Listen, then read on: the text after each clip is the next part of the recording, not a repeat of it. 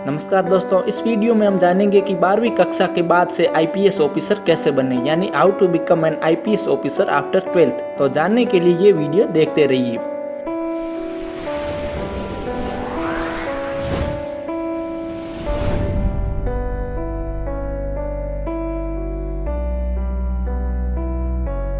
दोस्तों, सबसे पहले आपको किसी भी विषय से आर्ट्स, साइंस या कॉमर्स से 12वीं कक्षा पास करनी है। उसके बाद आपको किसी भी कोर्स से या फिर किसी भी विषय में ग्रेजुएशन डिग्री पूरी करनी है, जैसे बीए, बीकॉम, बीएससी, ये कुछ प्रमुख ग्रेजुएशन डिग्रियां होती हैं। जब आप ग्रेजुएशन डिग्री पूरी कर देते हैं तो उसके बाद आप आईपीएस का एग्जाम दे सकते हैं। आईपीएस के पदों को भरने के लिए यूपीएससी यानी यूनियन पब्लिक सर्विस कमीशन भर्ती निकालती है। हम उसमें फॉर्म भरकर उसके बाद अप्लाई कर सकते हैं।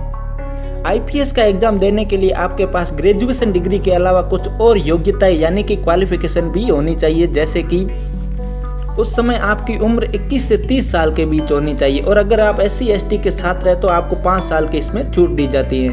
आप इंडिया, नेपाल और भूटान के नागरिक होने चाहिए।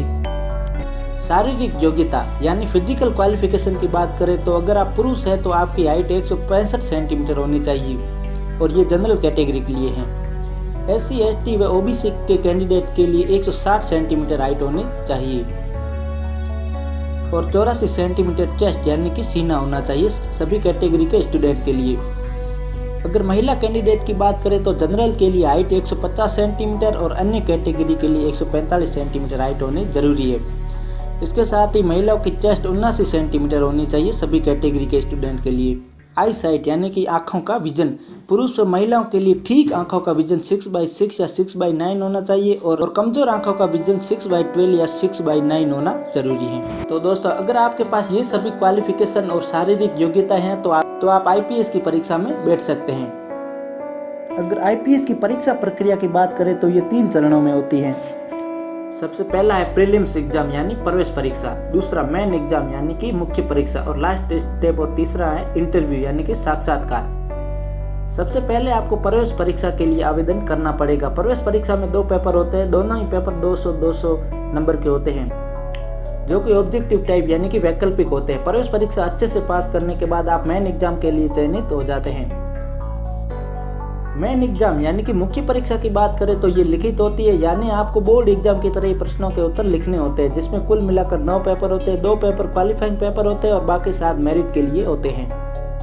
इंटरव्यू, प्रवेश परीक्षा और मेन एग्जाम क्लियर करने के बाद आपको इंटरव्यू के लिए बुलाया जाता है, जिसमें आपको सामान्य ज्ञान, मानसिक योग्यता, व्यवहारिक ज्ञान आदि से संबंधित प्रश्न पूछे जाते हैं, जिनका आपको जवाब देना होता है। इंटरव्यू लगभग 45 मिनट का होता है। इंटरव्यू को क्लियर करने के बाद आप सफलतापूर्वक एक आईपीएस ऑफिसर बन जाते हैं। उसके बाद आपको आईपीएस की ट्रेनिंग के लिए भेजा जाता है। ट्रेनिंग पूरी करने के बाद आप आईपीएस के पद पर कार्य कर सकते हैं। तो दोस्तों, इस प्रकार से आप एक आईपीएस ऑफिसर बन सकते हैं। तो चलिए अब बात कर लेते हैं आईपीएस ऑफिसर्स की सैलरी की। तो दोस्तों, आपको बताना चाहूंगा कि आईपीएस के अंतर्गत जूनियर लेवल से लेकर सीनियर लेवल तक कई पद आते हैं, जैसे DSP, ASP, SSP, DIG, DGP. तो इनकी सैलरी भी इनके पद के अनुसार अलग अलग होती है। अगर हम जूनियर लेवल से लेकर सीनियर लेवल तक के ऑफिसर्स की सैलरी की बात करें तो ये 50,000 से लेकर 2.5 लाख के बीच हो सकती है। तो दोस्तों, उम्मीद करता हूँ आपको ये वीडियो पसंद आया होगा। अगर वीडियो पसंद आया तो इसे लाइक, शेयर जरूर करें और चैनल को सब्सक्राइब जरूर करें, ताकि आपको नए वीडियोस की जानकारी मिलती रहे। धन्यवाद।